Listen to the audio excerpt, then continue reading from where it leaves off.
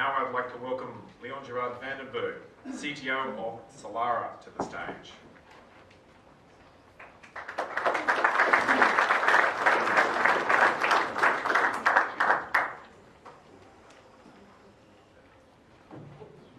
Welcome everyone, what a journey. You've got to now hear me talk about some of my journey, and I guess thank you to Wholesale Investors, Steve and Alex for the preview, and Nick as well. So my experience with digital currencies goes back to 1999.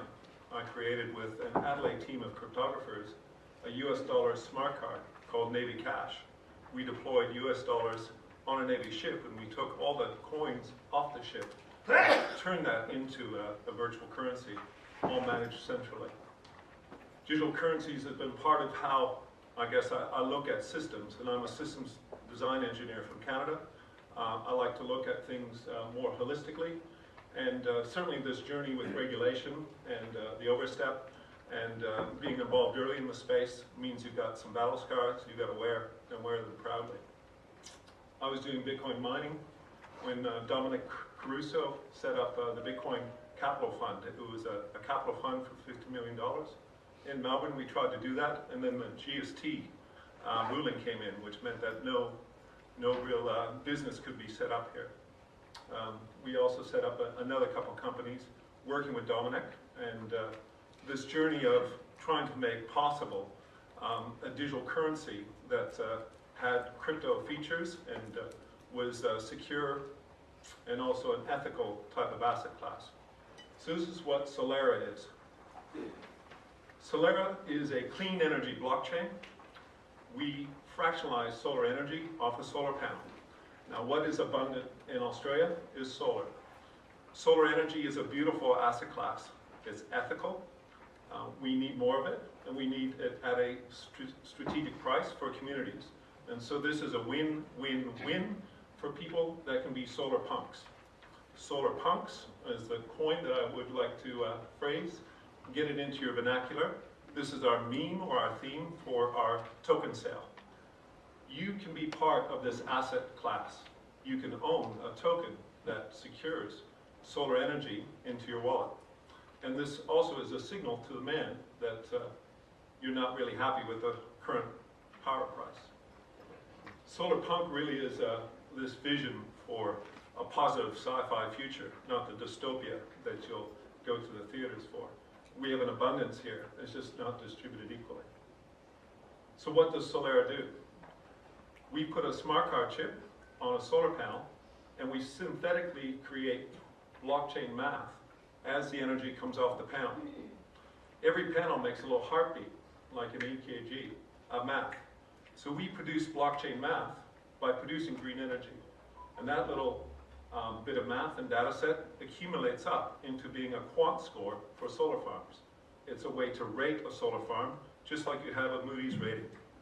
It also allows us to give you ownership rights. And we're in the rule of law of Australia. We've got the best property rights laws in the world.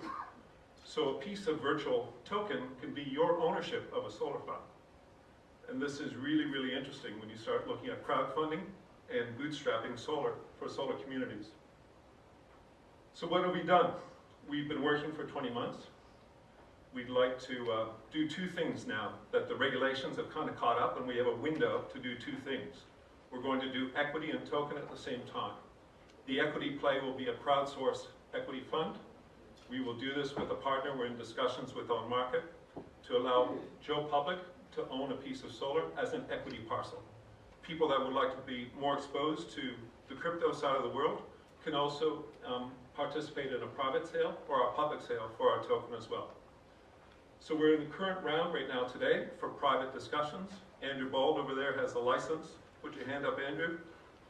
We're taking private placements for equity in our company called Rights Fusion. We take property rights to do with fusion energy, the sun, and we turn that into a valuable asset class. We're also in process of doing a token sale, and that token sale will be global. And this liquidity points will be staged to give everyone a good story and a participation right according to the risk that they feel that they're comfortable with. The market has had some problems. We've known about some of this energy fraud or carbon credit fraud. There's actually a problem with smart meters in this, this part of the world. You don't own the data that's on the smart meter. You don't get the proper price information or green signal information to understand what's on the grid, how you can use it, and what your own solar equipment is doing. There's also poor data quality. Because someone else owns the data, you don't get that data quality at a fidelity or a timing that is useful to make a pricing decision or a sales decision or a storage decision. And as well, it's difficult to finance these projects. You've got to be really obnoxious or really determined to get a solar project out. So let's try and make this work. So this is a little bit of the technology under the hood. We produce a type of zero knowledge proof off the solar panel. The data stays on the solar panel or in the microgrid in your premises.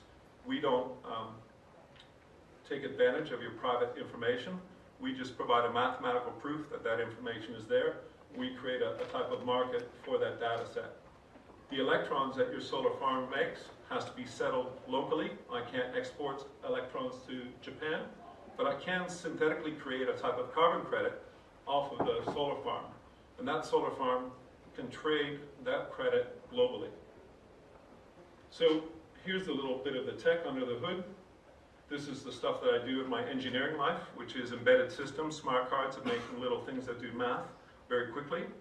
These are about $1 now, and per solar panel, that's $1 out of about a $250 cost per panel. For this infinitesimal amount of additional fixed capital, you get so much more utility. It's also been patented, and we're working with the inventor. We have an exclusive right to this patent, and those rights will be rolling up globally. So we have a little bit of a competitive advantage and a moat to make this possible. There's new ways to manage all this data. You know, Android phones and how much memory and storage you have on a little Android phone. So a little industrial PC will be part of the inverter and the solar panel network that we put on the home or the solar farm string of solar panels. And we will provide that service as an intermediary function. You still own your data. We provide energy management and mediation and secure asset tracking. Again, from this baseline of data, we can create synthetic ways to reward investors, produce carbon credits, and in a blockchain economy, provide new types of innovative ownership models with your ownership of your own project or community project. So this is notionally the sort of topology diagram, a community solar project, like a little apartment block or tenancy. Each become a participant in a node of peer-to-peer connected blockchain services. This all happens under the hood. This isn't something that a consumer sees. What the consumer sees is basically a little home energy dashboard. So prosumers get to see the data from the PV panel, the battery, the inverter, and they get to decide what to do with home consumption. A solar farm gets a lot more detail, including what they would do with a battery bank, and then the smart city can start to orchestrate this. This is the way that energy markets in Australia should move to a distributed edge logic, so there's no fragility with a command and control type system. It should be edge logic, so what the CBD is down with power, there's been some grid problem, but why is the suburbs so dark? That's crazy.